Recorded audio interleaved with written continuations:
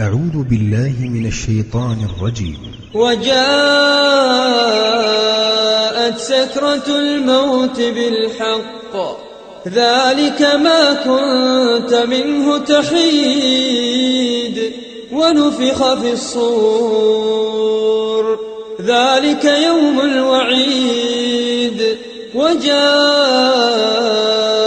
كل نفس معها سائق وشهيد لقد كنت في غفلة من هذا فكشفنا عنك غطاءك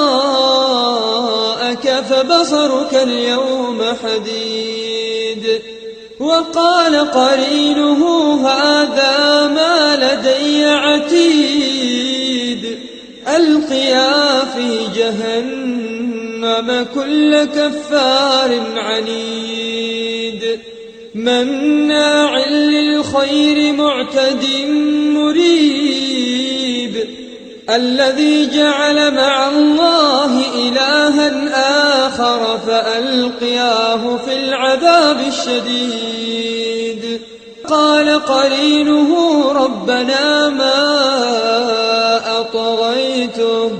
ولكن كان في ضلال بعيد قال لا تختصموا لدي وقد قدمت إليكم بالوعيد ما يبدل القول لدي وما أنا بظلام للعبيد يوم نقول لجهنم هل امتلأت وتقول هل من مزيد وأزلفت الجنة للمتقين غير بعيد هذا ما توعدون لكل أواب حفيظ من خشي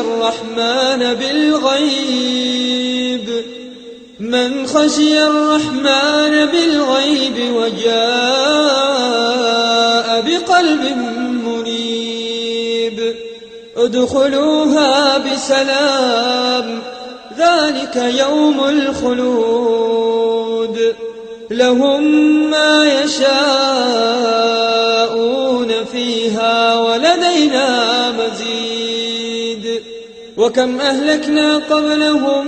من قرن هم أشد منهم بطشا فنقبوا في البلاد هل من محيص إن في ذلك لذكرى لمن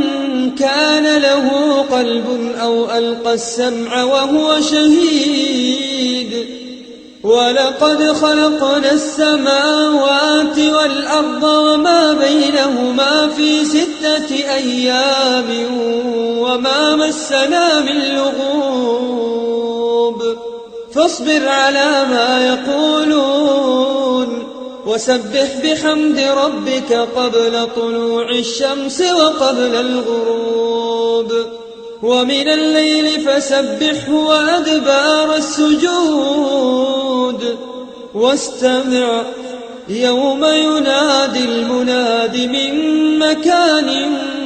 قريب يوم يسمعون الصيحة بالحق ذلك يوم الخروج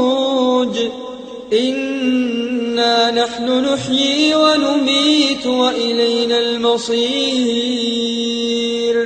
يوم تشقق الأرض عنهم سراعا ذلك حشر علينا يسير نحن أعلم بما يقولون وما أنت عليهم بجبار